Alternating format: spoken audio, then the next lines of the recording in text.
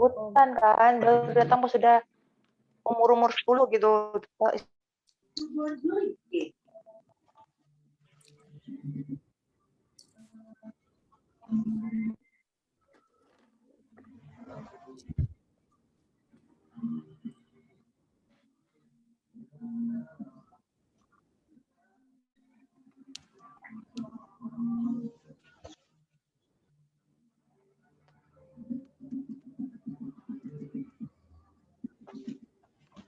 Iya, soalnya narasumbernya amat yang dari luar.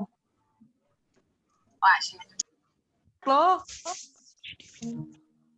Yang dari luar. Oh.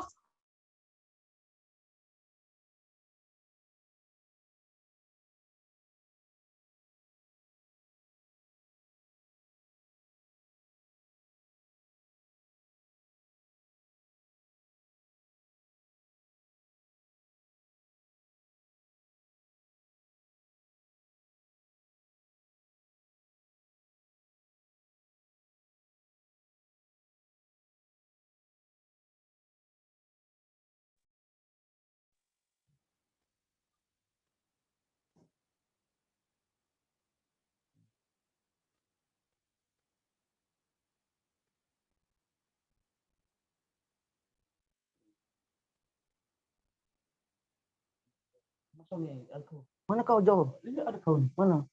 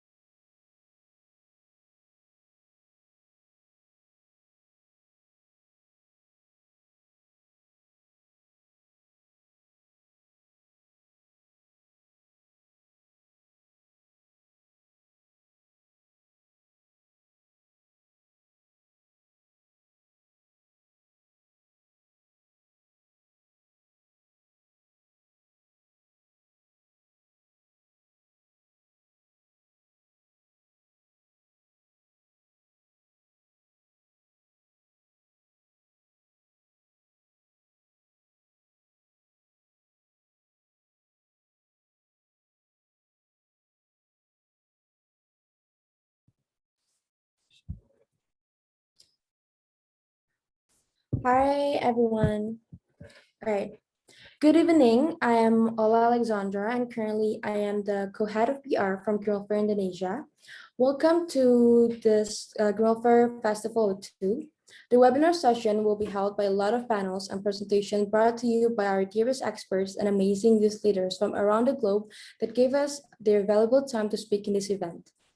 Knowing that we have been experiencing global climate change where the earth has been warming up and animals getting slaughtered day by day, it decreases our likeliness of surviving in the future due to this devastation.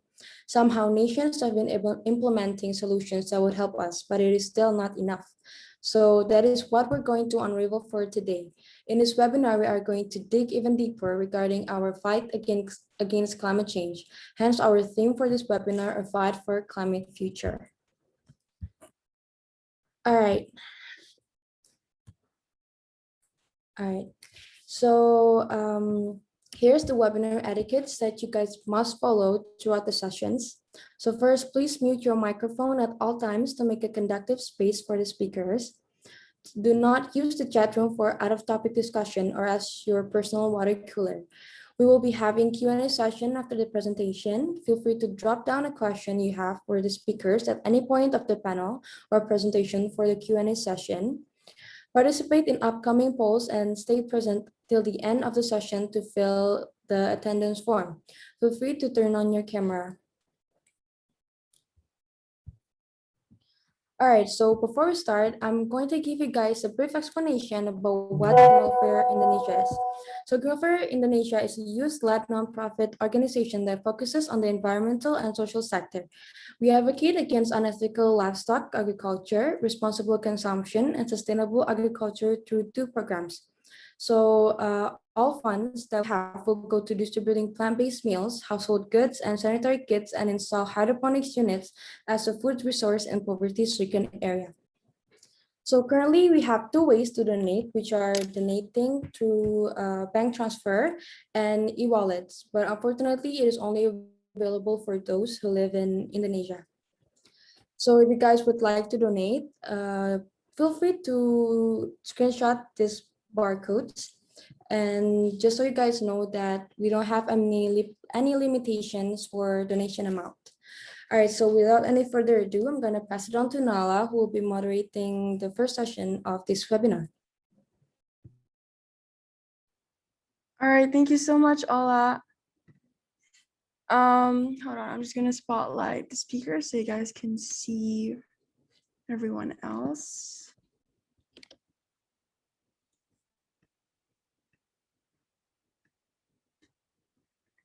Hi, Sofia. All right, I'm gonna add Salsa. All right, hi, Salsa. All right, I think Lainey has some internal problems because we are unable to reach out to her for now, but if she joins, I'll make sure to reintroduce you to her. And without wasting more time, I just want to introduce our two amazing speakers that are right now in the panel with us. First, we have Salsa Villa. She is the Jaga Rimba coordinator, and she is also the MAPA activist from Indonesia, and she is also involved in Fridays for Future International. Next, we have Sofia Gutierrez. I'm so sorry if I pronounced your name incorrectly. And she is an intersectional ecofeminist and also the founder of environmental education program for Paco XL Clima. And she is also a MAPA activist from Colombia, and as well as she is active in Fridays for Future. If I'm not wrong, you two are part of the Climate Justice League, right? Yes. All right. So I want to introduce our topic for today, which is why climate justice is essential for a sustainable future. Climate justice puts human rights at the center of global development. It recognizes the needs of the climate vulnerable poor, demands equitable distribution of climate finance, and promotes vulnerable groups' participation in decision-making on climate mitigation and adaptation. As we all know, the impacts of climate change are already being felt, particularly by the poorest, and it brings substantial risk to human beings, as well as ecosystems. Now, to obtain a stable future, communities and countries need to reduce vulnerability to climate change by reducing inequalities between and within our nation systems. In this session, we will discuss about how we can't turn a blind eye to climate injustice to live a sustainable future, and we'll be advocating what governments and nations should do to protect MAPA countries or most affected people and areas from climate change impacts, as well as how you can contribute in tackling climate injustice. All right, so I just want to thank you two for being on this panel. We are so honored. And maybe you can start with Kak Salsa and Sofia by introducing yourselves, your pronouns, and a little bit background about your activism.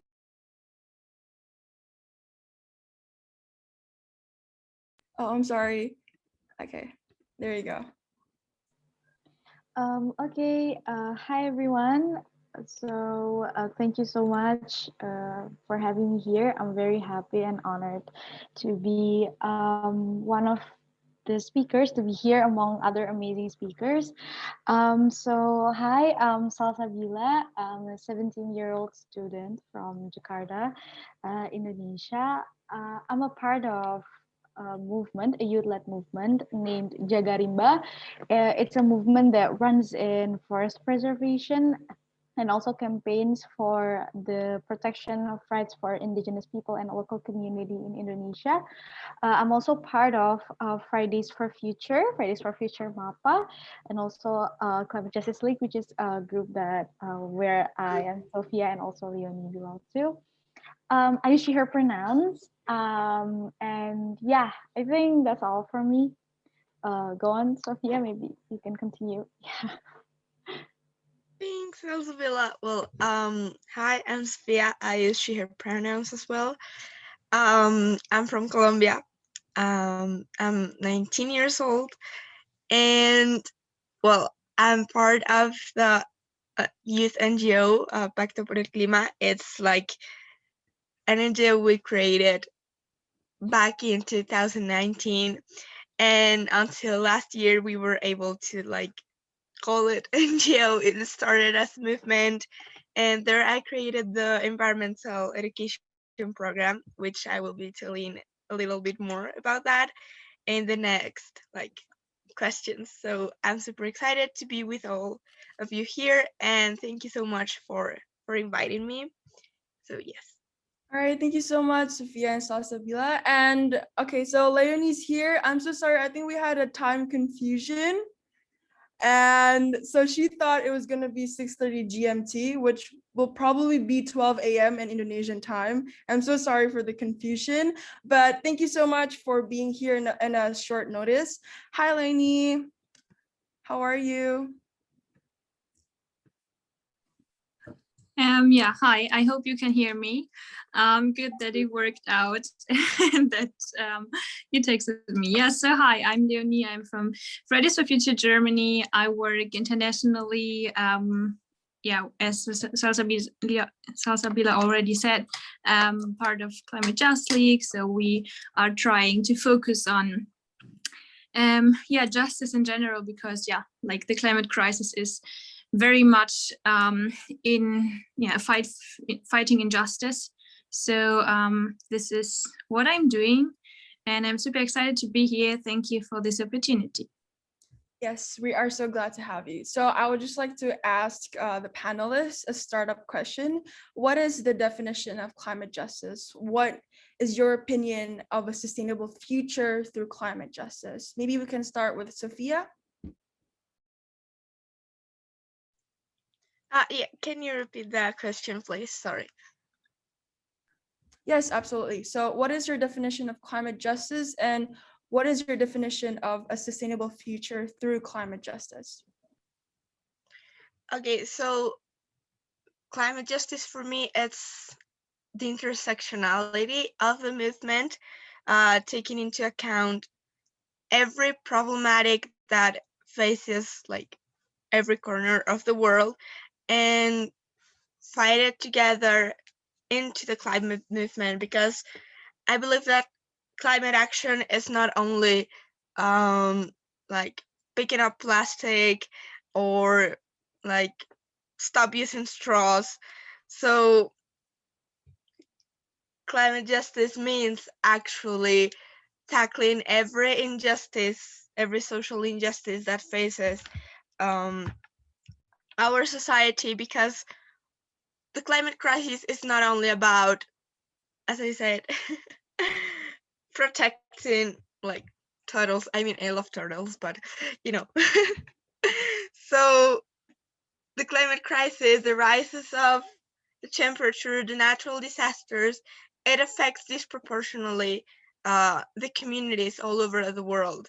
And if we want a sustainable future, we need to start listening to the communities facing firsthand every problematic in the front lines and creating solutions for them, because they are actually the ones that protect our territory, that protect our land, and defend our nature. So for me, a sustainable future with climate justice is one where like we have indigenous knowledge, we have the traditions of like the people who actually take care and know how to take care of our earth, and make like introduce that to the system that we face right now, and start building like this sustainability where we can satisfy our needs but without stopping future generations to satisfy their needs. And not only future generations, but like the generations nowadays, some people from even our generation doesn't even have a roof, dignified life, access to water. So that's our duty, to build a sustainable future so everyone can have a dignified life. So yes, that's for me. All right, thank you. That was such a strong answer. And I totally agree with what you're saying. Maybe with Kak Salsas, what is your definition of climate justice in Indonesia? Like, what kind of climate justice do you want to see in Indonesia? Okay, I think the concept of climate justice is already well explained by Sofia earlier, and sustainable future. But to me, especially in Indonesia, I think climate justice itself is when we emphasize on the holistic image and the interconnected impacts of the climate crisis itself, which is not solely environmental, like what Sophia said. It affects people disproportionately. And I think in Indonesia itself, like our current situation right now, climate justice is still nowhere inside. But like there are a lot of organizations, grassroots organizations, movements who are talking about climate justice. But when we talk about the laws, the policies, it's still so far from what we understand. From the climate justice that we understand. There are still laws that criminalize local communities and indigenous people in order to conserve the forest, for example. It's still happening until today, and it is justified by the law. So what I want to see in Indonesia when we talk about climate justice is when we talk to those people in the front line, engage them in policy making, engage them in, I don't know, I think pretty much all narratives about the environmental and the climate movement, just, make it accessible to those who are most affected. Because most of the times when we talk about environmental and climate issues, even here, we are still in bubbles. If you know what I mean? Like, okay, the climate topic is only talked by those in environmental organizations or climate movement, but those people who are most vulnerable, who are in the front line, they have no idea what they have no idea that what they experience, what they suffer right now is a part of the climate crisis itself. So it in itself, it shows that the concept of climate justice is, still rarely talked here. And I think we need to popularize and we need to talk more about this, and yeah, especially in the policy making level, because it's very important to engage those who are most vulnerable in that.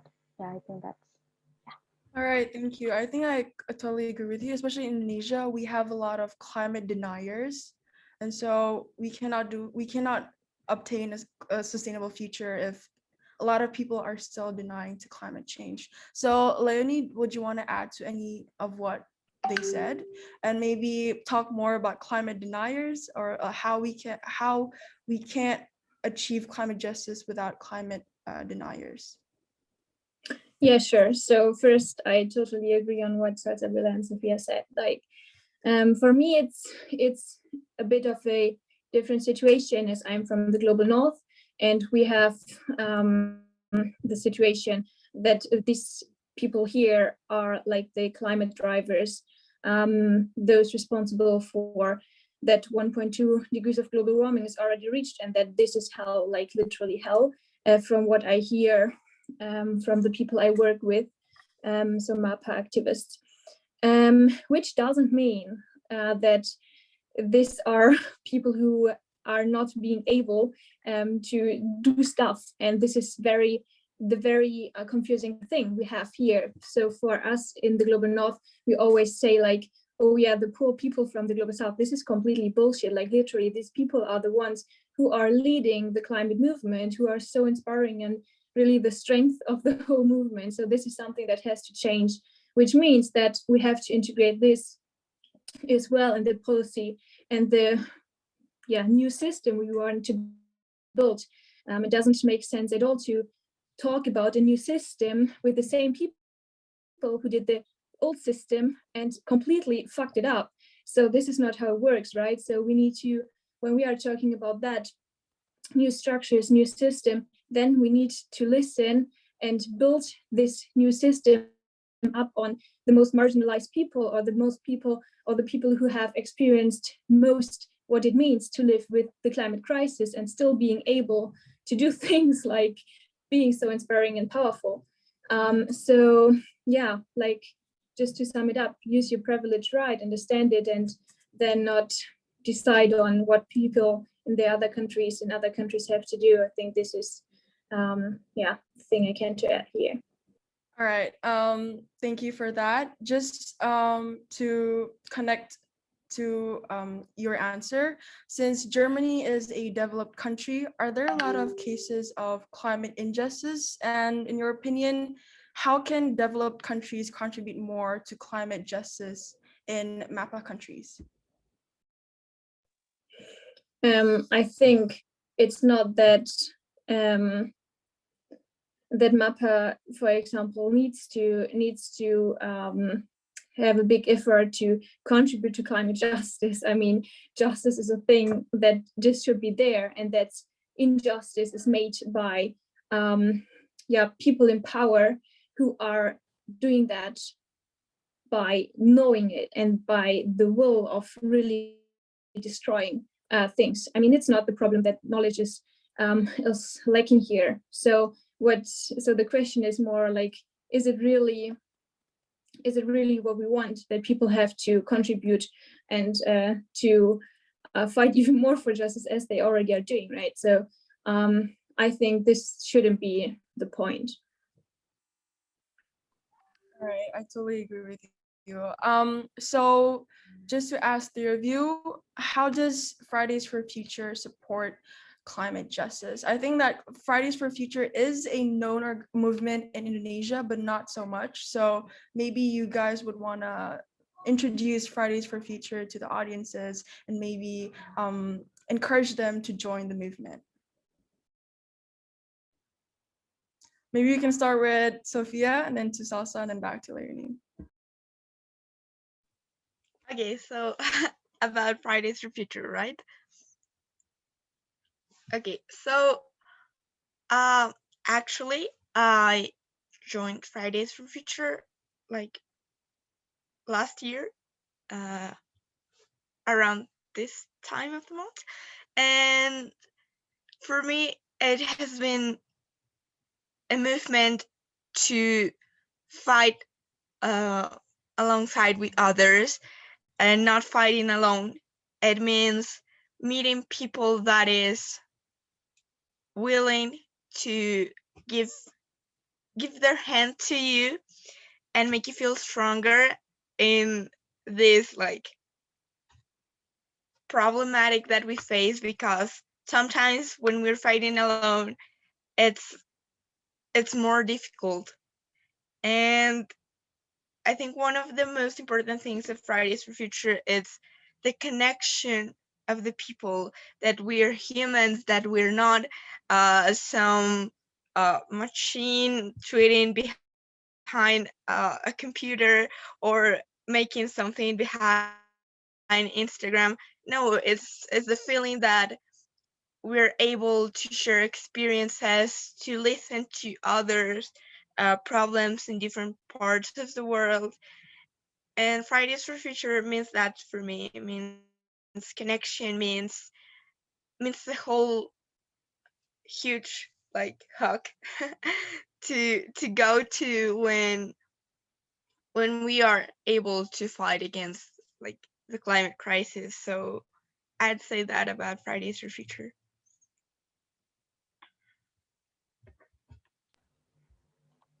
Okay, I think I'm just going to add a bit like what Sophia said.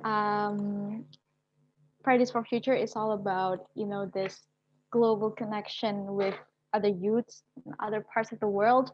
And I think a global movement is very important in the context of, the climate crisis, because it's a global crisis. It's happening all over the world, but it, this, it affects people disproportionately. And I joined Fridays for Future last year too, same with Sofia. And from that, I learned that what I experienced in Indonesia is also experienced by other people in other countries, especially in MAPA countries. And from that, I have found my strength in going and keep fighting in this movement, and also to understand that we cannot have like only like a one solution to fight the climate crisis, because I think Sophia already mentioned it really well as an answer to the first question. And yeah, I really encourage more people from Indonesia to also join the movement, because yeah, we really need a lot of people on board to fight the climate crisis. And I think what I love the most from Fridays for Future is that we're currently working to have like a safer and to make our narratives more accessible to everyone.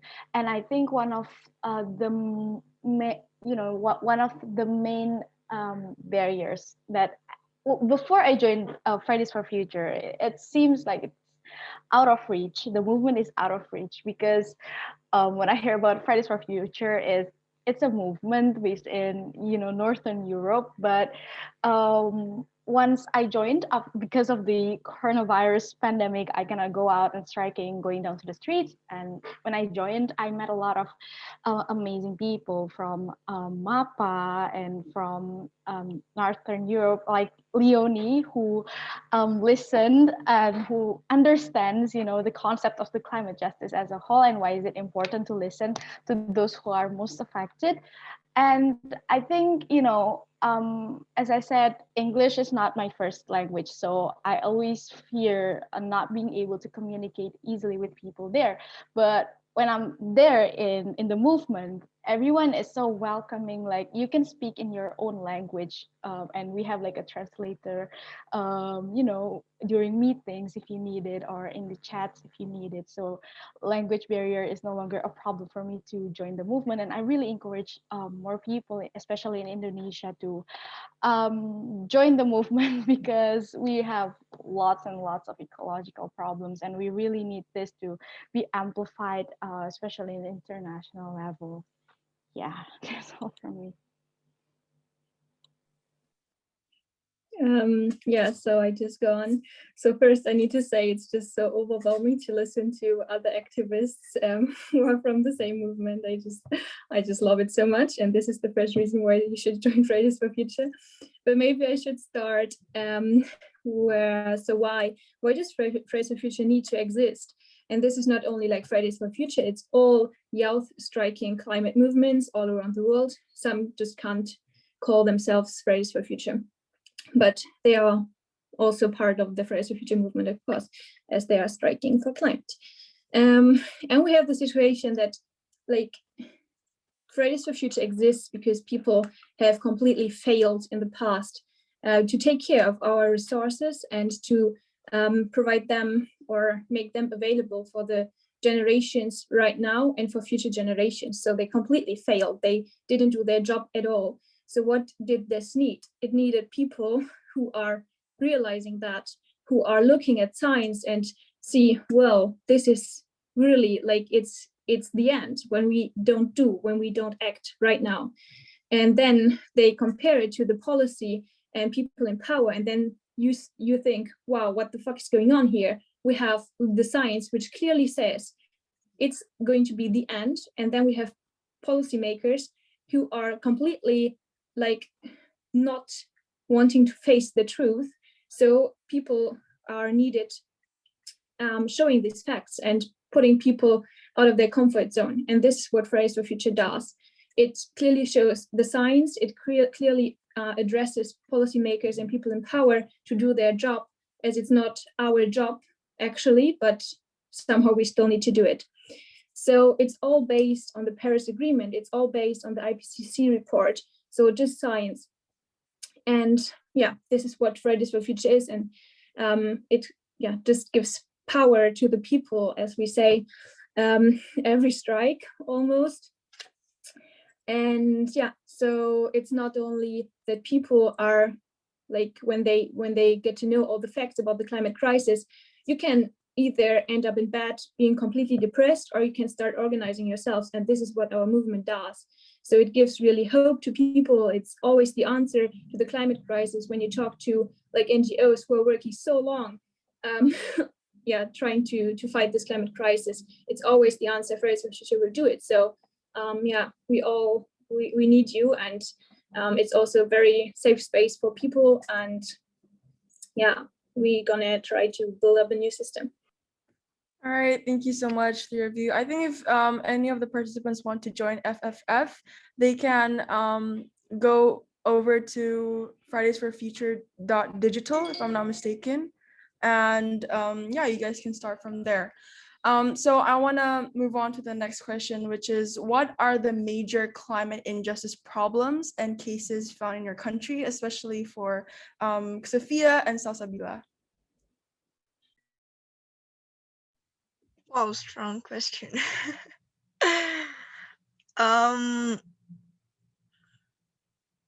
Okay, I'll start with just one example.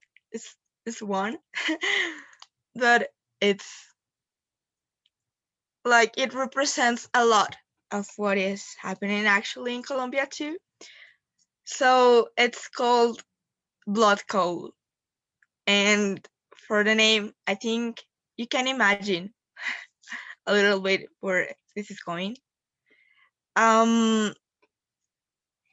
Like more than 70 years ago, coal mining arrived to La Guajira in Colombia, that it's a region in the north of Colombia, and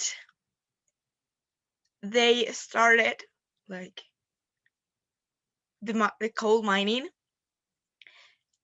and it sounds like, okay, industry, big industry, but what is behind that is the armed conflict, the war that Colombia has been facing for more than 100 years, literally.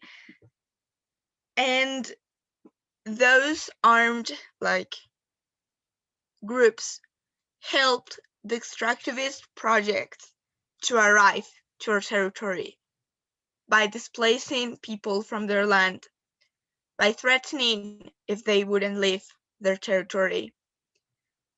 Even the government supported this, and there's an institution here called ICBF, that it's the one who seeks to protect children, right?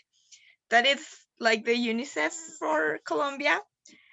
And that institution actually told the mothers like who had children that if they didn't leave their territory, they would take their children away. They made them sign papers to agree to voluntarily live in their land. And I know anyone would leave their land voluntarily, taking into account that most of them were indigenous communities. And we know I don't know the word for this in English, so I'll just say it as love, like attachment to the land that indigenous people have. So it sounds like a big complot, but it's like that. Government, armed conflict entities, and big companies arriving to these territories to they didn't have like the decency to just like let them go of their territory, but they had to kill them. And still a lot of people today is searching for the bodies of their family members, and that's a little bit of the dynamic of the war here. And it's still happening. The El Cerrejón, that is how the mine is called. It's financed mainly by like global north, big enterprises. Colombia is one of the first coal exportators, I don't know if that's a word, uh, to the world. And this keeps happening. We think it's something that happened a long time ago, but no. Even though we signed a peace treaty in 2016, these conflicts still happen in every part of Colombia, especially where not even the media, the journalists are allowed to go there because they get killed. They have no guarantee to go make the report and come back safe. And those who take the risk to go and record what is happening, they get threatened. So blood coal is the biggest problematic that represents everything that happens in Colombia, that it's not just going and building a business on coal. It means violating human rights. It means buying coal that has killed people. And I think that's the responsibility for the global north governments, especially to stop buying, to stop agreeing to these processes, and for banks to stop financing these companies, and for us to stop like investing in those banks. So it's not economic growth if it means taking the life of others away. So that's like a big example for this. And not only to the people, but this big project, El Cerrejón, has like destroyed completely something that was so beautiful. So it has so much natural like landscape, and now it's just a mine that has blood under their factory. So yes. Okay, thank you so much. That's my first time hearing about that. I think I'm personally sad to hear that too. And maybe Salsa, do you want to talk about what's happening in Indonesia? I think a lot of people already know what recent news that we have about the Omnibus Law. And although you're not a professional, maybe you'd want to advocate your voice about it. Yeah, I think we have similar situation to what Sofia and like Colombia experienced, similarities that we hope we don't share. But yeah, it's happening in our country too.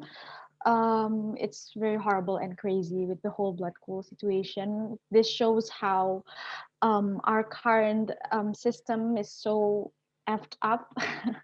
But in Indonesia itself, we experienced a lot of climate justice, and also like I will talk to about the Omnibus Law later on. But like the first thing, I think the major climate injustice that we experienced, there are a lot, but maybe we can see it from the land grabbing, criminalizations of violence towards indigenous people in the local communities who are fighting to protect their land because of the colonial laws and policies that the government still adopt.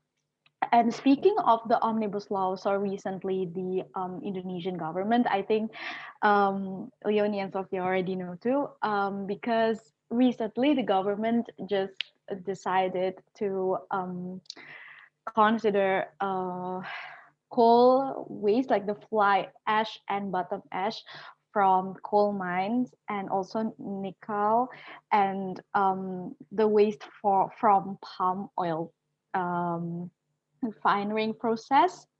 Those are no longer considered as toxic and harmful. And I think this kind of draconian law it's not only in Indonesia but also in other Southeast Asian countries, like in the Philippines, for example. There is an anti-terror law that criminalize criminalize environmental defenders. And I think I would like to talk specifically on the omnibus law situation. The omnibus law is a proof, it's an evidence that um, the government currently, they put profit over people. And I think the moves itself, I'm actually not surprised, but like that's just crazy. My reaction when I heard the news, I'm not very much surprised, because it is very predictable. When your country is run by coal oligarchs, that's what's going to happen. But it's just mad that the government would go this far, sacrificing people's lives for the sake of quote unquote economic growth. And this exactly shows how the people who are living in the front line, they who are living in the most affected area, who live nearby this mining sites, for example, they will be the one most affected. And but these people, they contribute the least to the climate crisis, right? They are the ones protecting our biodiversity. Like I think Survival International reports stated that 80% of the Earth's biodiversity is in indigenous territories. And right now with the omnibus law, with the the articles and the government regulations that are now already being passed, this kind of injustice is going to increase in the next few years. Even last year, the rate of criminalization in the forestry sector in Indonesia, it according to the Consortium Pembaruan Agraria, I don't know the English word for that, but KPA report stated that there is an increase of 100% of criminalization in the forestry sector during the COVID-19 pandemic towards indigenous people. And it will happening more often in the next years, or even let's see, in the next few months. Even before the omnibus law, the situation in Indonesia is already worse with the coal mining, the palm oil plantation, and other ecological destructions, like the bank, the bank that Sofia mentioned earlier, SCB, the Standard Chartered Bank. They are also financing a lot of coal projects in Indonesia. One of it is Adaro Energy, that caused that major floods in South Kalimantan earlier this year. They're the one who are causing this massive floods that killed people, that displaced people. And yeah, exactly what Sofia said earlier, we need to hold them accountable. They are funding the destruction of our lives, and we cannot let this continue, because yeah, this even like the policy making, the government never involved people, especially those who are in the most affected area, and they contribute the least, but they suffer the most consequences of it, especially through the law that we have right now. And yeah, that's also like the reason why a lot of civil organizations in Indonesia, including our movement, is doing the civil disobedience towards the law. So we don't consider it exists, and we just keep fighting. If they want us to, follow the procedures according to the law, we would refuse it, because we are not engaged, we are not participating in the policy making process. So we don't want that law. And yeah, that's the reason why a lot of civil organizations are, until today, we are doing civil disobedience. We don't want to consider its existence, and that's actually what we should keep doing. Just consider Omnibus Law as something that don't exist. We just have to fight, and yeah, keep fighting. That's the key, resistance. Yeah. All right, thank you so much. I, as an Indonesian and also as a youth activist, I completely agree with you. And just to move on to the second last question to Leonie, how can we achieve climate justice, and what do you think governments and companies should do to contribute to climate justice? And maybe you can relate it to renewable energy, as that is your major. Yeah, sure. So maybe I just link it to what Salsa Villa just said. I live like 50 kilometers from a coal mine as well, but they decided, so actually this is where my activism started, because people, like 60,000 people, had to leave their homes, and they simply destroyed everything here. So now they say, okay, we stop that coal mining within the next years, which is still not in line with the Paris Agreement, and still means that we have all impacts by the climate crisis, from the climate crisis. So what they do now is they change the direct emissions to indirect emissions by saying, okay, let's build coal mining plants in Indonesia, let's build coal mining plants in Colombia, and use the coal from there. So this is what they are doing here, and why we need to have a global movement. Yeah, this is I think, kind of the best example, which is demonstrating why this is a global problem, and why we need to fight together, and why this is then justice. Because when we say we want to have no emissions anymore in Europe by a certain year, which is still not even close to the Paris Agreement, we cannot say, so we just shift our emissions somewhere else. And it's a very, very big problem of justice, because it's simply injustice, and it's killing people, it's killing like homes, it's destroying really like livelihoods. It's just the worst. So, and this is how we can fight for justice together, when we see these problems, when we connect these problems, and when we stand in front of the SCB, the Standard Chartered offices in Indonesia and Colombia, and at the same time we do the same in Europe, so they cannot look away anymore, because they know we are organized, we know about the facts, and you cannot simply lie and keep this lie forever, because we are here. And then this goes in line with the renewable energy part. So we say we cannot have coal anymore, which then means we cannot have coal anymore in Colombia and Indonesia, all around the world. We cannot have this because it's a finite resource. This means then, in fact, where do we get our energy from? Because we simply need energy. Maybe not in overproduction as we do it right now, but still. Then we need renewables.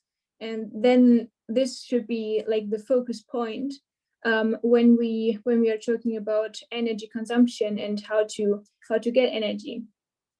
So yeah, instead of just putting the problem somewhere else and shifting our emissions to other countries, our job here is to close the coal mines or fossil fuel plants. We need to close that, and instead of that, we need to build up here a renewable energy system, which is possible. It's just something new, and our politicians, especially in global north are all old white cis men, which don't understand anything about change and are not open-minded. So this is a big problem. All right, thank you so much, Lenny. I think that's the last question. I'm so sorry, but we are gonna move on to the Q&A where I can see a ton of amazing questions. So I'm just gonna read it out. So we have first from Risky, if I'm not mistaken. Oh, I'm sorry, Rakyan. Hello, good evening. I am a student from Jambi University. According to your point of view, how to achieve sustainable development and what are the important things that can align the three elements, which is economic growth, social inclusion, and environmental protection? So if any of the panelists wants to answer first, go ahead. Yes, Salsa Villa, please go. No, I just want to say, I think the question is directed to Leonie. Okay, so first, like Fridays for Future is a global movement which is fighting for climate justice. And it's not, as I said in the beginning, our job to say for the economy, we need that. For the we need that. This is not our job. Our job is to force people to do their fucking job. And this is people from the finance ministerium or something like people who are responsible for that.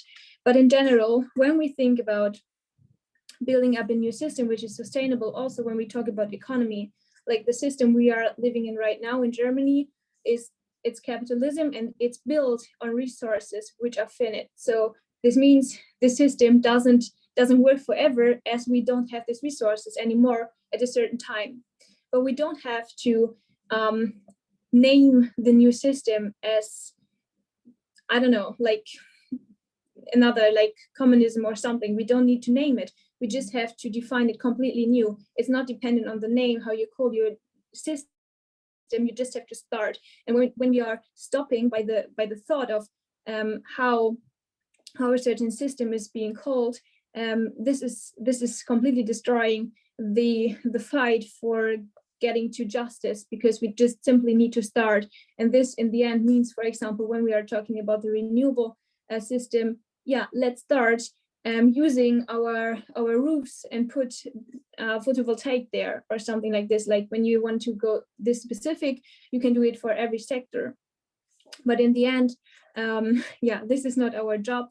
I mean, we have Fridays for Future Germany, for example, we did a study how to become climate neutral by 2025. And this was really specific already, but this was just possible because we have like an institution who did this for us. But this is not what actually Fridays for Future's job is, because there are people being paid for exactly doing this. So yeah, I mean, if you want to know about that, you need to read just the science, like the IPCC report. It simply, yeah, it states that. All right, thank you, Laini. So the next question is from Ka Aditya, which is our second session speaker. So for Sofia and Laini, the government's defense would always be, we have to provide for the demand of our nation, of our own nation. The developed countries took the chance to develop their own country with the cost of the environment. It's not fair for developing countries to now take the burden of protecting the environment while the developed countries keep the status quo. So how would you counter that argument?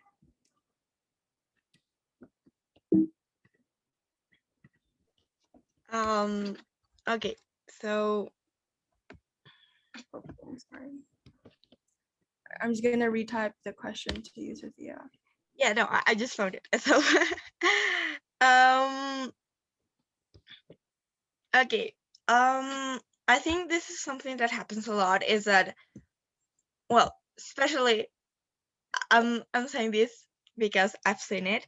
Our president often goes to these democratic events, like diplomatic things with other countries, and he goes saying, oh no, we have to take care of the environment, we have to protect our children, and etc. But actually, when they come to their countries, like, it's just like a blind it's so blind to the problematics facing right now.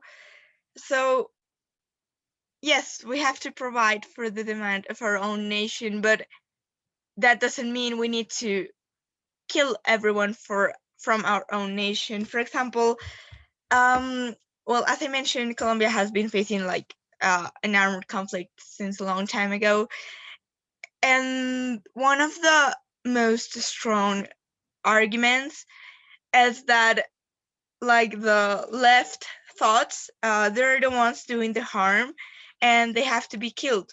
They have to be eradicated, and actually that is government policy that has happened since every president, but it got strong with a president called Álvaro Uribe.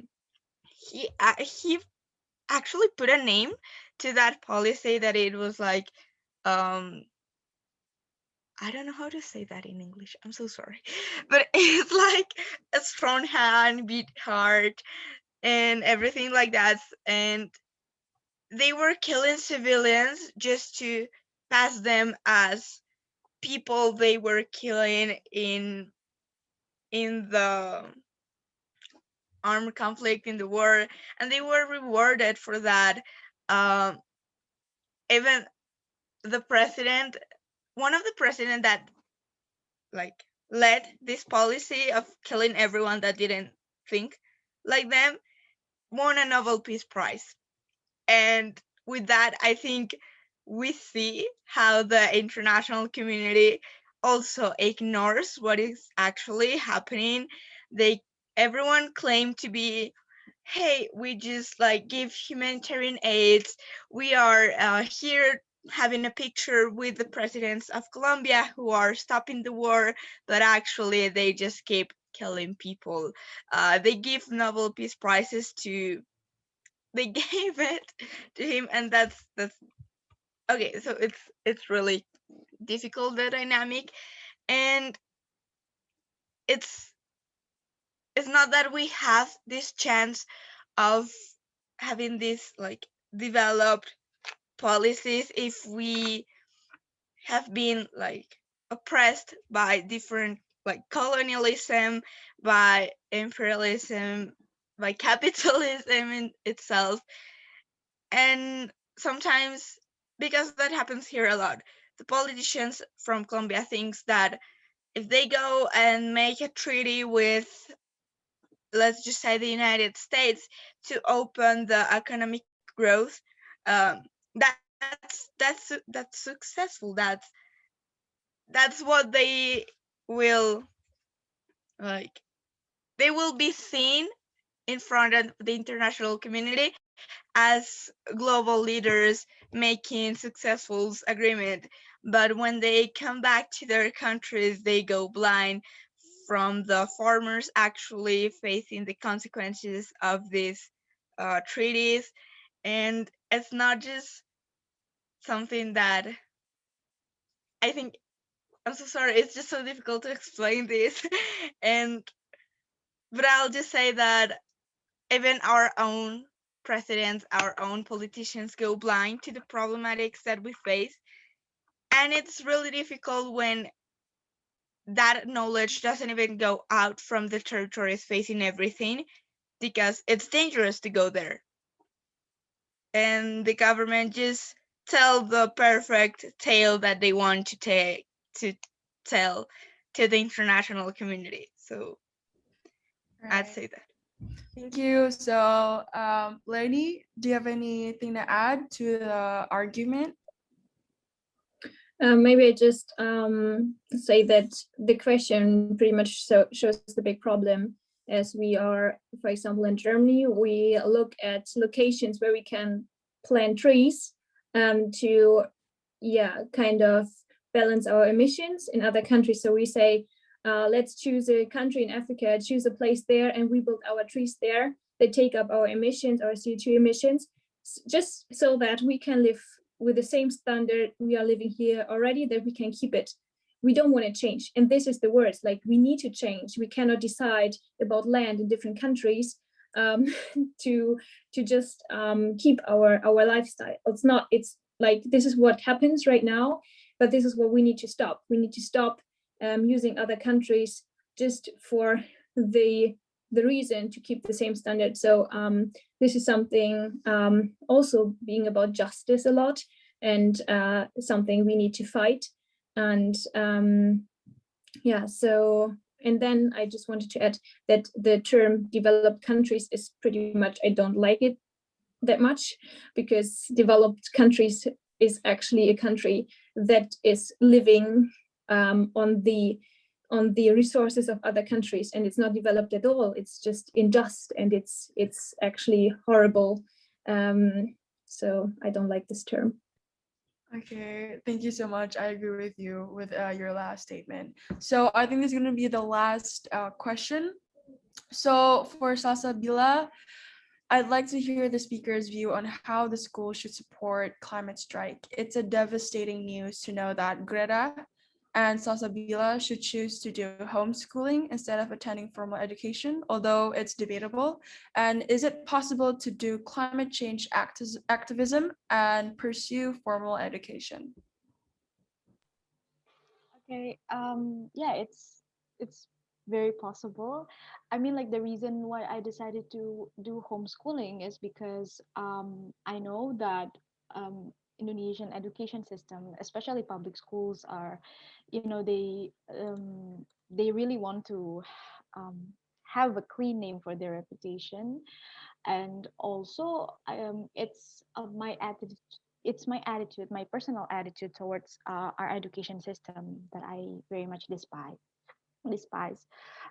because I think right now our education system, especially the public school in Indonesia, they try to stay neutral. They really avoid this kind of conversation, especially when you talk about governmental policies, and when you talk about environmental issues. Those two things are not seen as a crucial important thing. And I think what we can do, to juggle it between formal education and also climate activism, is that how we can turn our classroom into a discussion class about this, how we can put these narratives in our classroom, because it is non-existent right now in our country. And yeah, although this is not the right way to have that kind of conversation in our class, we should try. We cannot put our hopes on the government or the Ministry of Education to suddenly put climate education in our curriculum. Just have to start, and I think that's how my friends in Jagarimba is doing their activism. It's when they have, like, for example, an assignment on Indonesian language to make a speech, they would talk about this in front of the class. And I think it's possible for everyone. Yeah, it's doable, it's possible. Yeah. All right, thank you so much, Nasabe. I think as I'm also a public school student who follows Indonesian curriculum, I totally agree with you. And unfortunately, this ends our first session. I had so much great insights, especially from Salsa Villa, Leonie, and also Sofia. I'm so sorry that we couldn't cover all of the questions in the Q&A, but I'm sure our panelists would love to answer your questions if you guys just hit them with a direct message on their social handles.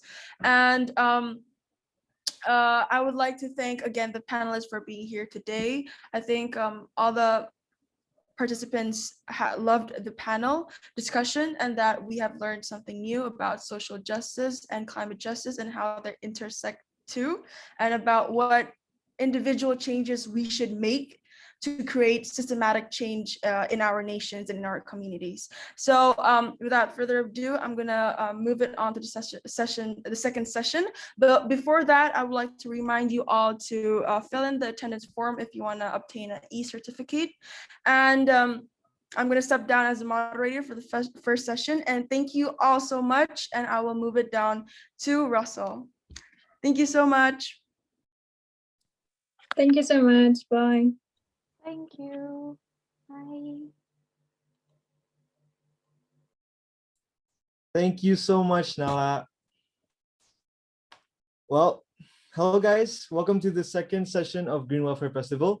My name is Russell from the Green Welfare team, and today I will be moderating you guys for the next 30 minutes or so. To give you a little bit of background information about our topic, the world generates 2.01 billion tons of solid waste annually, with at least 33% of that not managed in an environmentally safe manner. Worldwide, waste generated per person per day averages 0.74 kilograms, but ranges widely. Taking into account the cases in Indonesia, Bantar Gebang is a landfill located in Indonesia that has piled up enough waste and claimed it will be at its full capacity in 10 years. It has also affected the community surrounding its area, with families even residing to recycle landfill polluted foods for their consumption. Where will it go next? Will we run out of space? And how many more families have to consume poison?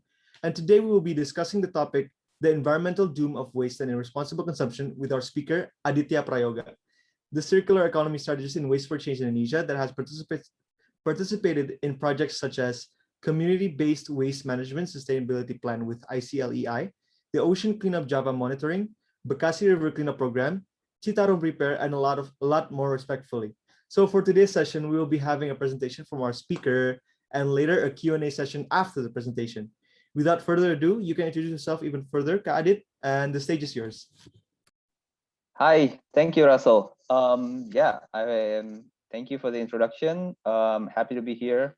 Actually, during Sunday night, over 300 people. Really happy that there's a lot of enthusiasm towards this towards this topic.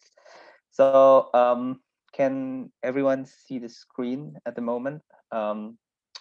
Yeah? Yeah, we can. Okay, good. So yeah, so I have a little bit of a presentation, maybe sharing on what's happening right now, talking about the impact of convenience of our consumption pattern. Yeah, it started with this picture. So yeah, we start with this picture right now. It's a trash pile, basically, open dumping by the side of the road that we typically see in Indonesia. Although the sign says not to throw your trash here, we still visibly see there's a lot of trash. So why does this happen? I'm going to give a little bit of an example right now. So this 6 pictures, we are fairly certain on what they are, right? These are everyday items that we consume, everyday items that we wear and use.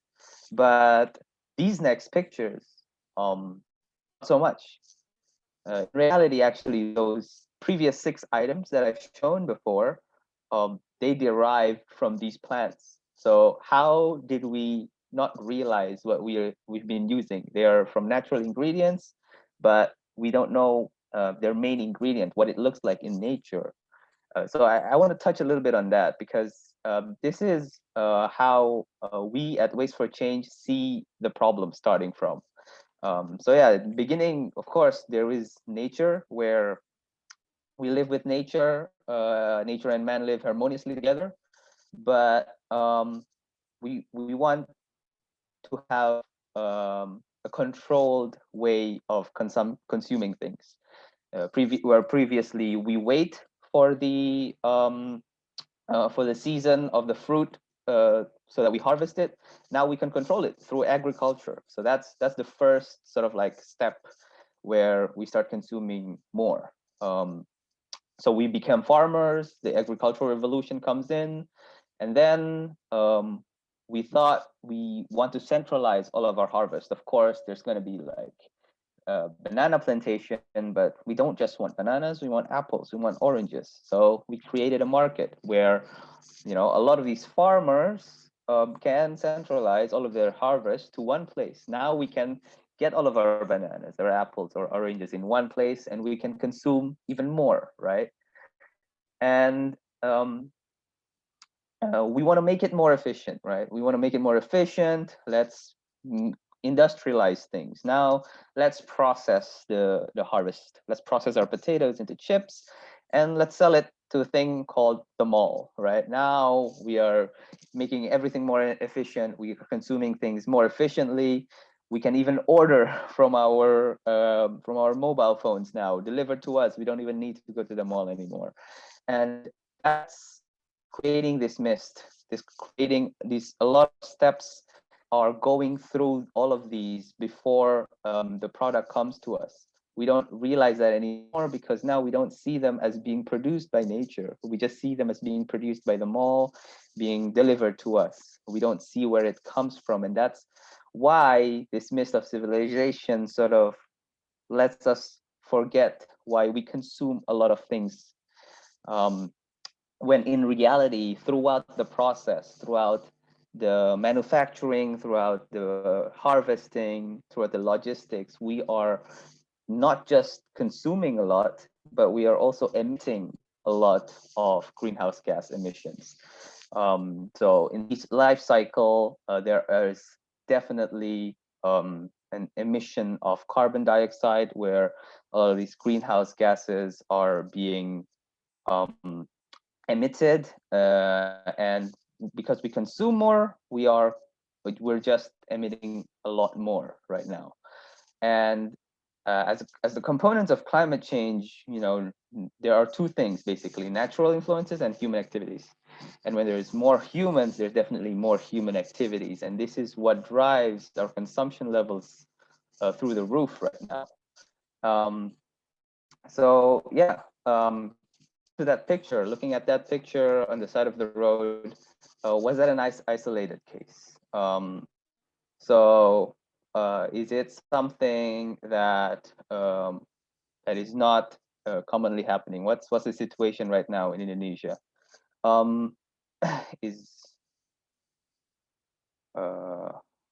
Yeah, okay. Yeah, the Indonesian waste management situation actually is as follows. The ecosystem, there is 175,000 tons a day that is being produced. So that shows the level of consumption that we are currently experiencing, where most of it goes to the landfill. Now, when we look at the data, actually, what's gone to the landfill can still be recycled.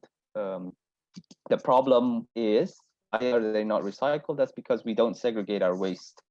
81% of it are still not segregated, and the other 10 to 9%, they are already segregated, but only 9% is actually recycled. Because if you guys live in Jakarta, you can see a lot of like segregated waste bins with different colors, but not a lot of people put them in the right place. But even when they do put them in the right place, when they're delivered to the TPS and TPA or the landfill, they're just being mixed again, which is disheartening, and it feels kind of useless to segregate them. So yeah, right now, Jakarta alone is contributing to 7,700 tons a day of waste. 7,700 tons a day, that's barely something that I can imagine. But when you put it in its perspective, and most of that is being landfilled. Only 3.5% of it is recycled, and the others, you can guess what the others are. There's still a lot of open dumping practice. There's still a lot of open burning being practiced right now. So this is something that we definitely want to take into account. And that 7,700 tons a day means that we can build the Borobudur temple, the largest Buddhist temple in the world, every 2 days in Bantar Gebang. And that is a very disheartening, or sort of like a big picture view on the situation right now. Our consumption level is just through the roof, and we can't manage it. So we can only, what we can only do is dump it to another city. So Jakarta is actually dumping that waste to another city, Bekasi. Now, let's talk about why does this happen? Why this happen, right? Systematically, we have collect a take-make waste system. Right now, we just collect everything from the source, put it into a temporary waste station. We call them TPS. If they're put in various parts of the city, we transport them and we landfill them. All of that is not something that is very sustainable, because the problem on each chain of this process is that there will be huge logistical costs, and the waste that should be recyclable are not, because they're mixed together. And so from all of that, this is a very convoluted slide, I know, but it's quite important. As you can see, everything is transported to the landfill, but actually the players on waste management are not just that.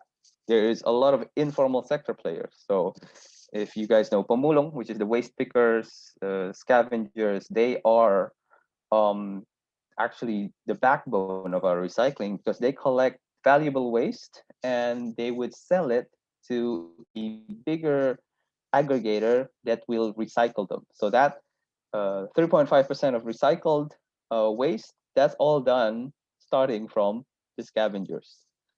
And the next thing is that our behavior change, our awareness to the topic of waste management is not as high as the other environmental issues. So BPS created a study on which environmental issue is the most pressing or the most urgent, and waste management ranks the lowest there. You can see the study itself, and the most common waste treatment by the survey of the BPS is by burning them. So more than half, actually 52% of household people are still burning it, which is not good because it releases dioxins, which is carcinogenic.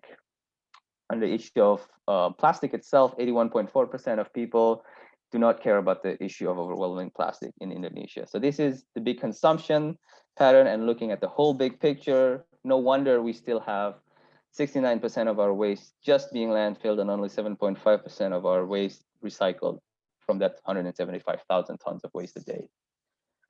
And this leads to us being named the second most polluting country to the ocean. So we are the second just after China. And the problem is that's just in 2010, where we are still projected to produce twice that amount in 2025. 2025 is 4 more years, and we're on track to doing that. This is sort of like the problem that we're doing. So what do we do? Waste for Change, what are we? So we're a company. We know that there's an urgency of change, but can our actions really compete with the rate in which we damage our environment? We think doing it as a corporation, while we sustain it, we don't rely on donations, but we make the money ourselves, is the way we do it. And so we've identified various challenges to waste management of Indonesia. And we think the 3 main ways of doing it is in policy, not just make the law, but actually enforce it. So we need law enforcement in there. We need to provide incentives for specific actions and behaviors. And finally, social instruments. As we see, the awareness level on waste management is still low. So we need to inform the public. And I'm sure the public is not apathetic towards it, but they just don't know the impact. So we need to educate them on that. And so this is what we've been trying to do for the past 7 years. So we started in 2014. We look at this problem through 5 different aspects: on policy, on stakeholder participation, on institutional level, how the operational, technical operation works, and the finance side of things. We want to change what's linear right now to circular. The linear economy that is just disposing things to the landfill, to a circular economy. And so the idea is to fatten this curve where there's a lot of extracted resources. We want to fatten the cycled resources. So we want to make sure a lot more things are being recycled, not just materials, but also energy.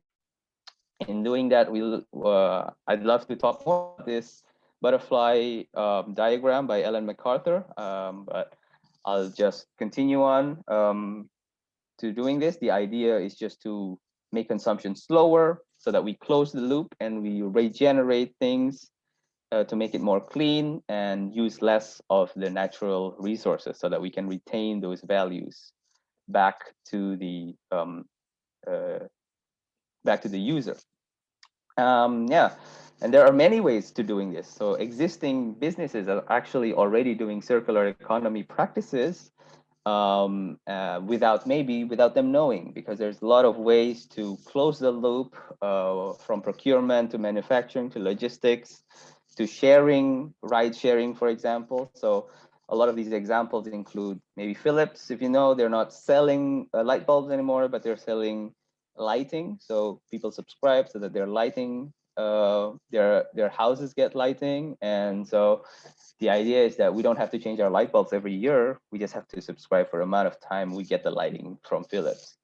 Or Aqua, where they sell water, not the gallons. So you can put the gallons back so that they refill it with water. Or Gojek, where you don't have to buy more motorcycles, you're just reusing the existing motorcycles that's around already. So that's the idea of circular economy, where we can protect the environment without sacrificing economic growth. And that's what we actually do at Waste for Change as well. So we have both strategic services and operational service, where we do consultation, education, waste collection, and data collection to catalyzing change in behavior through our waste journey report. What we do is we collect waste. So we have what we call a material recovery facility. We collect waste from our client and we pay based on the volume they produce. We get paid based on the volume they produce. And all of our clients, they are mandated to do source segregation. And this has been proven very well, because the flow is that whatever we take to our material recovery facility, we take to we process each on various life cycles. So the organics are being composted, the papers, we partner with paper recyclers and the others as well. And we give the report back to the clients, and they know what their waste has gone through their journey. And yeah, this is an example of our waste journey report. Monthly, each of our clients, for example, if you go to IKEA, all of the waste at IKEA are being collected by us. So make sure you segregate your waste correctly there, because it definitely helps us in recycling them. And we socialize everything to our clients. So we tell their office workers that this is the way it's supposed to be. The segregation, you don't have to segregate a lot. You only segregate maybe 3 or 4 bins. And in our material recovery facility, where we sort them into more segregation categories. So plastics are not just plastics, but they are HDPE, LDPE, PET, and even more. And it shows, for example, one of the restaurants that we collect from in Potato Head family. The restaurant is called Potato Head.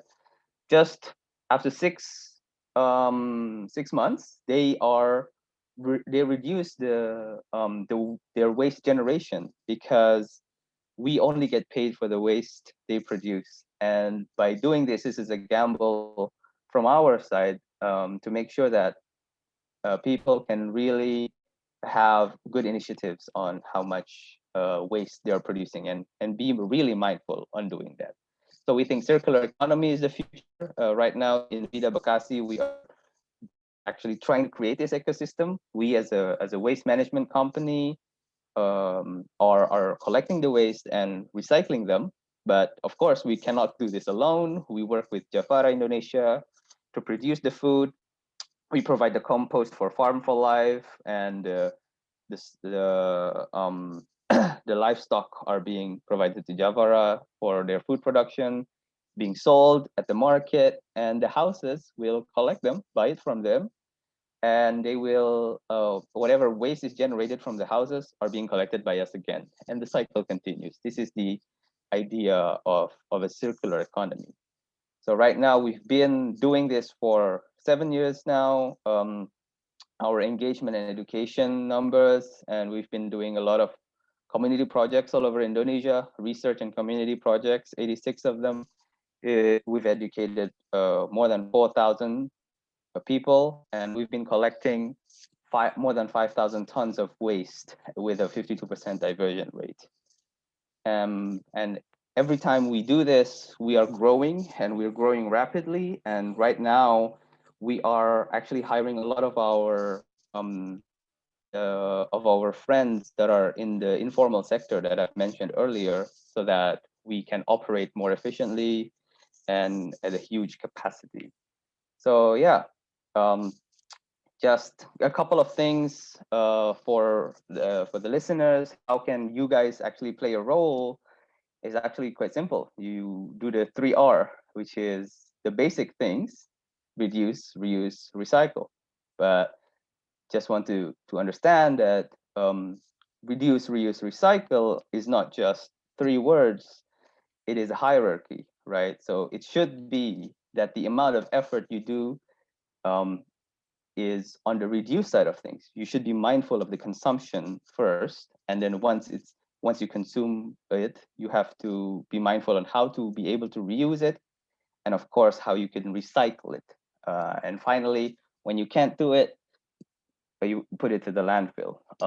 And you can't do this alone. You have to do it with others. So look at bebassampah.id if you are interested to start recycling. You can see where the closest waste banks or TPS3R is in your residential area, and try to donate there. Start segregating. Or if you don't even have a waste bank or TPS3R around you, you can just start segregating. And I guarantee if you put it out to the informal sector, they will not mess up the waste bins that you have in front of your house. They will just take the already segregated waste, the already good stuff. They think it's a good stuff, and not mess up your waste bins to just to get to that valuable plastics. So yeah, these are several examples of the reduce, reuse, recycle. You can do this starting at your home, and it's easy actually. Your requirement to recycle is just segregated and uncontaminated. And if you already segregate by yourself, you can do part of this. For those of you who live in the Jabodetabek area, you can actually just send your waste to our facility free of charge in Bekasi. We can collect it for a fee, or you can just send it for free to us. You can look at our website for more information on that. And what I'd like to just last say is that what we do matters. So the more we recycle things, the more we don't have to extract new resources.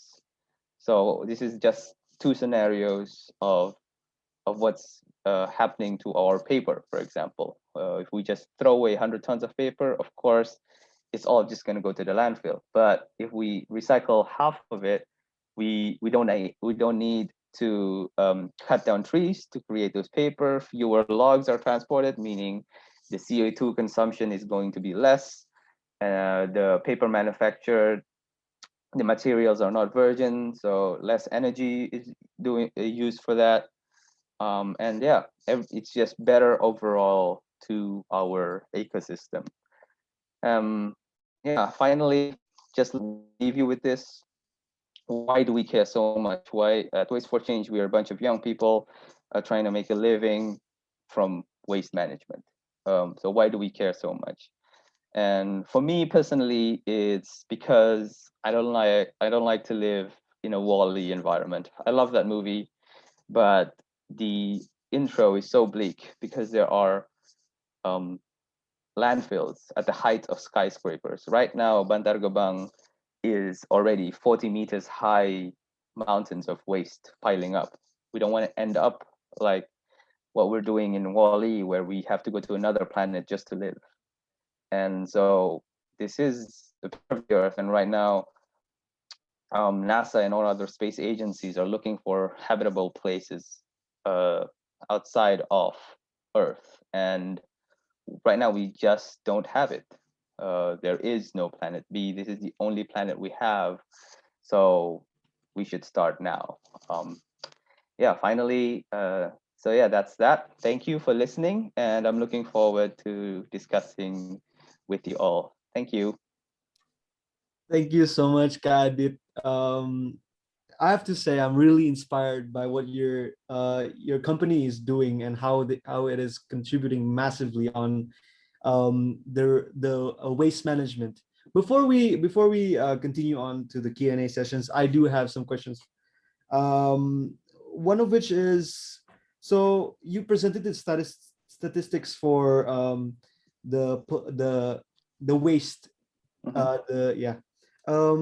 Do you think the reason of being so I saw the statistics, like major hampir semuanya or almost all of it is a developing country, right? Do you think that affects the placement of like our waste like statistics? Yeah, of course. I think it's okay. First of all, there's a lot of caveat to that research by Jenna Jambek, right? We are an island nation, so the way they calculate the projection, of course, they don't actually count how many waste are being littered to the ocean one by one. What they do is do projections, and they do it by multiplying the waste generation, the average waste generation, by the coastline. And we're an island country. Of course, the coastline is going to be huge, and therefore it makes us go to the top. But despite that, we are actually pretty consumptive. So, for example, an average in an urban area such as Jakarta, we are producing 0.7 kilograms a day per person. So everyone's doing that, meaning there is a lot of waste that are being generated, and we currently actually now do not have the capacity to manage all of that. So we are doing another research with the Ministry of Planning, Bappenas, and also Ministry of Public Works on just how much money do we need to spend to be able to manage all of this. And the best case scenario in all the regional government is that we've covered 40% of the waste. So obviously we can't really manage all of that, and there is some truth to that research that we've polluted too much waste to the ocean.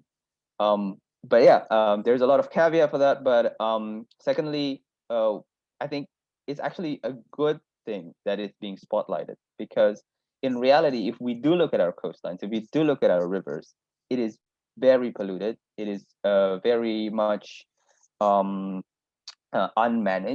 A lot of residential areas, and I think part of that is true to other developing countries as well. So there is a reason for that. But I think another. If we look at it holistically, waste management is a nuanced, very nuanced topic, and we should look at case by case scenario and see how it can be solutive. We give a good solution for each case here, including to other developing countries. So what I'm getting is that not only that we're also a developing country, the geographic exactly, yeah, we're an island also, nation. Yeah, it also affects the statistics. Exactly. Okay, all right. Thank you. And unfortunately, we are in a shortage of time, so I will only be selecting a few or three questions in to be exact. And first, it is from. Let me. Okay. I don't know, it's her or his name, Fira from Environmental Engineering Trisakti University. She would like to ask, or she or he would like to ask you, do you think that by 2025, the target of 30 to 50% of the waste that enters the TPA will only be residuals will be achieved? We have to keep positive on that. I mean, if we're being realistic, I don't think it will be achieved. But right now, there's a lot of effort being put into waste to energy, into more of into waste to energy, into landfill mining, but and a lot of effort at the upstream level of consumption. So, for example, a lot of waste banks are being built. A lot of TPS3Rs are being built right now. So that will definitely help, but to what extent? And I am having having 2 years experience in a waste management sector, in the waste management sector in Indonesia. My honest answer is it's very optimistic that we will achieve that target. And I think we should be focusing more on recycling rather than waste to energy, for example, because um, when we talk about waste to energy, these are materials that we're talking about, and the materials will just be lost and being used to energy. And we don't have an energy crisis in Indonesia right now. What we have is environmental crisis, not energy crisis. We have the energy, we don't have the means to distribute them. So yeah, I would say honestly no, but we are working hard at Waste for Change to work with the government, to collaborate with other stakeholders, including private sectors as well and communities alike, to be able to achieve that target. Yeah, unless there are massive movements towards achieving that target, if we're just doing it right now, business as usual, there's no way. So yeah, we definitely need everyone's help on this. We can't do this alone, nor can the government do this alone. But like, it's still achievable, right? Yeah. Okay. All right. The next question is from Yasar in Surabaya. Yeah, he said that we have a Surabaya bus operating since more than 1 to 2 years with more than 3 buses, and people could use it and pay it with certain amount of empty plastic bottles. So the question is, how do we know that this is a good thing for our environment, or could it have the possibility of creating a new problem? And if it is a good thing, how do we make these type of transportation service happen around cities in Indonesia? Yeah, so really good question. We always use Surabaya as an example of a good waste management system. So why it's a good thing is because we take into account waste management into participatory public policies, right? So that's a really good thing right now, that waste management is being considered as a crucial part of waste management public policy, right? And everyone can feel that impact. Everyone can collect their waste bottles and use it for a public facility. That's a really good thing. Of course, it is a double-edged sword in that, does this promote consumption? Does this mean that, okay, people are just going to buy bottles now so that they're going to, so they can pay for their buses? That's another thing we should ask. So there are considerations here. But I think that public policy, so that of course public transport or middle, this just facilitates them so that they are being used. These are very critical questions that are being thrown here, and I really like it. So we really need to evaluate whether does it promote behavior consumption, or is it a good thing that makes the public can participate to this. So I don't really have a good answer to that. It's a gray area where I can take the positives out of it, but I don't know if how widespread it is being used that it becomes promoting consumption. If it is good, of course we should replicate it. We should start replicating it to other cities or even other countries. But if it's not, doesn't mean it's totally out of the question of whether we should use it or not. It can be used with modifications. Maybe we select who is eligible for doing this. so that we understand whether it's a good policy or not. Yeah. Oh, yeah. I agree. But like, I think like cities around Indonesia, I guess, they always they sort of already started doing this, but that's actually like a good start. Like a public transport, like connecting to the actual um, uh, program that Surabaya has.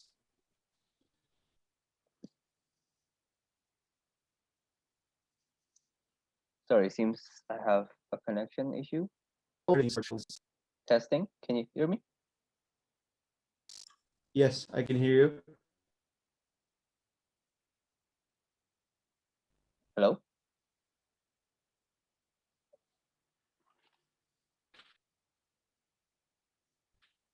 Hello? Hello? Yeah, hey, I can hear now.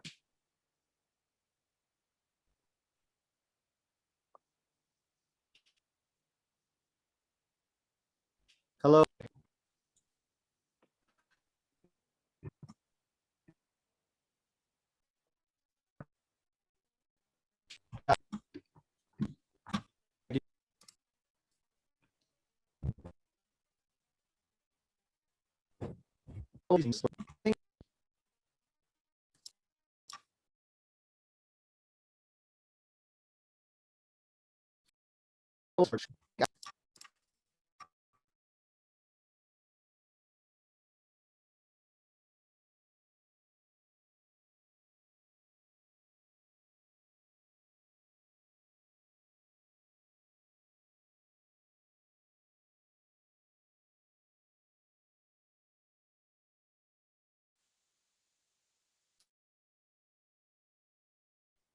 Hello? Testing, can you hear me?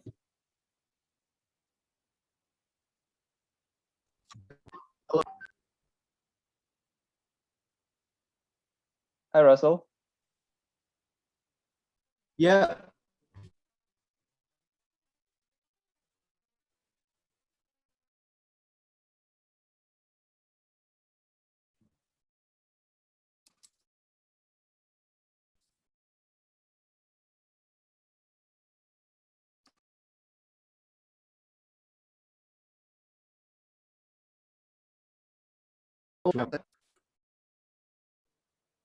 Hi. Hi, Russell, can you repeat the question?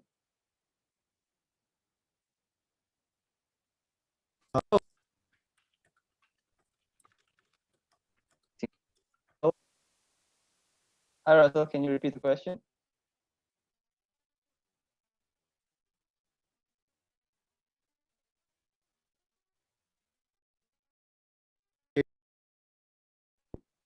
I think Russell has an internet connection. Kak Aditya, can you hear me? Hi. Yes, Nala, I can hear you. Okay, cool. I think I'm just gonna take over until Russell figures out what's wrong. So were you answering a question or were we on? Yeah, I think I couldn't hear Not sure. Russell's question. All right.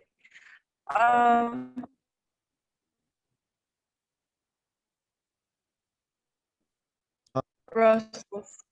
All right, cool. I'm just gonna read it out. Hello, my name is Yuren. Efforts made to have the crown Hello? prince. Hello? Hello? This is one Hello? of her efforts to reduce plastic waste because the negative efforts of plastic garbage are harmful to living organisms. Sorry, what was the question? So I think what the participant is trying to ask is, what are other efforts we should make to reduce disposable plastic litter, about plastic waste? So, yeah, as I mentioned, I think the hierarchy is to reduce. be mindful of the consumption of a single-use plastic, right? Right now there's a popular practice of using, let's say, those stainless steel straws, reusable bag, and make sure you do reuse these items, because if you just using it trying to be cool, you're not actually saving the environment. That is actually more impactful to the environment of the life cycle, because of the life cycle. Right now, for example, if you're using stainless steel straws, make sure you use them more than about 50 times, because that is the amount of environmental impact equivalent to a single plastic straw uh, usage, right? So that's one thing. Be mindful of your consumption, and support businesses that actually are mindful of their plastic waste. Support those who are not um, giving just single-use plastic bags or single-use styrofoam boxes, for example. That is definitely one way of doing things. So this hierarchy, when you start thinking this, I guarantee you'll start actually doing a lot of things right, moving on from there. Because when you are mindful that everything that you're doing or you're consuming is producing waste, then you start thinking of, okay, what more can I do to reduce my waste? What more can I do to make sure I'm not contributing to the already huge problem of waste in Indonesia? So I think that's one definite advice for me. Just start to be mindful of your consumption, and start reusing things. Start making sure you don't consume things you don't need.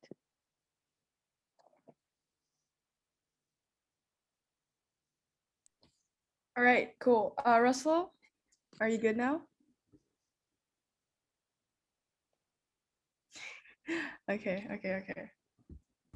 Hello. Can you hear Hi. me? Yes, Russell, I can hear you. I'm so sorry for that. Okay. It was I my think we have interpretation. time for one more question, and after that, we're gonna close up, Russell. Yeah. So now I think you have to help me with this one because I restarted my Zoom and every question I have, the chat room is empty. All right, cool. I just wanted to also, as a personal question, is there any substitute we can use instead of plastic bags? And like, what is the most effective way to avoid plastic? Because we can't entirely avoid plastic in our lives. Everywhere we go, it's plastic. Right now, we're in the Zoom, it's because of plastic. So what Yeah. is your, advice to like try to effectively avoid plastic? Well, yeah, I think same answer as well.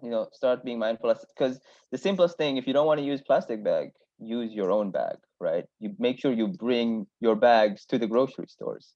You make sure that you don't order anything with straws. You make sure that when they give you plastic cutleries, for example, say that actually I bought one. I already brought from my bag, so it's fine. So when you start thinking about this, you are going to avoid using plastics, and don't buy things. Don't buy sustainable products because that is just like marketed as sustainable.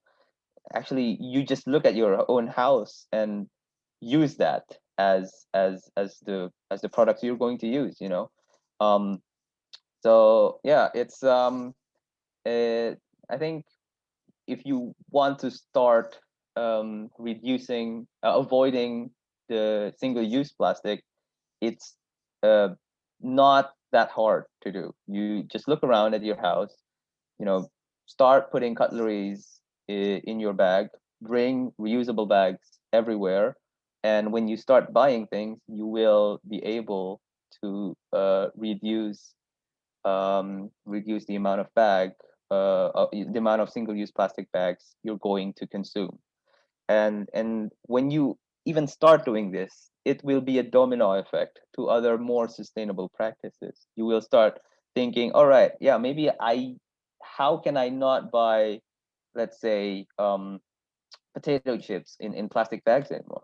Yeah, I go to a bulk store, right? How will I be able to reuse those soap or shampoo without buying the packaging? I go to a bulk store. There's a lot. If you Google bulk store Jakarta or your city of choice, you will be able to find it. And yes, it takes effort to go there, but the more you use them, actually, the more they will be popular, and who knows, it might end up near your residential place after after it becomes more popular. So that's my my take on it. I think the real what you have to start is just start being mindful of things, and it will be a domino effect to a more sustainable practice.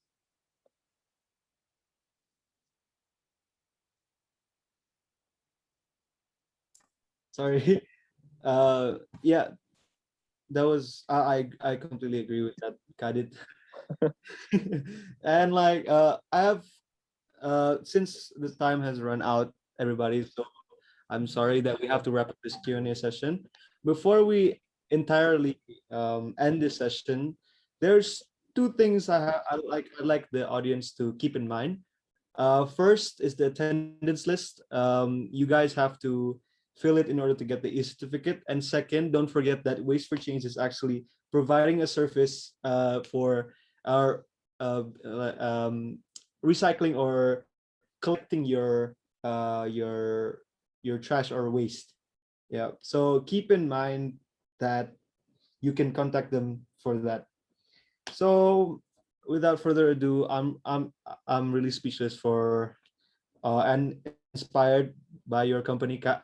And now I would like to hand it off to Ola, our MC, to fully end this session. Thank you. All right. So first of all, I want to say thank you so much for all the speakers, for the information that you have given us, and also thank you so much for the attendees for your questions. All right. So I'm pretty sure that because of this webinars, we know more about what climate justice is and how we can manage our waste. And all right. So I think that's all for the second day of our Welfare Festival.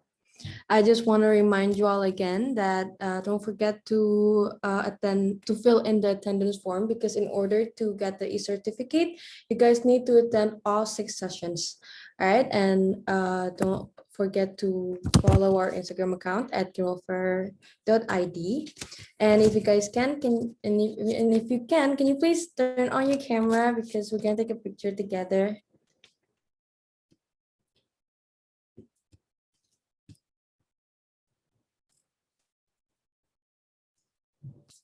Now post. All right, I'm gonna take the picture. All right, 1, 2, 3. And the second slide, 1, 2, 3. Third slide, 1, 2, 3. All right, that's all the faces I see. It's really amazing to see your faces, especially on a Sunday night. We're so sorry that the session prolonged even longer to an extension of ½ hour. We hope that it was worth it for all of you. And thank you so much, and see you guys tomorrow. Bye, guys. Thank you for attending. Thank you, Kadit. Thank you to all the speakers. Thank you all for listening.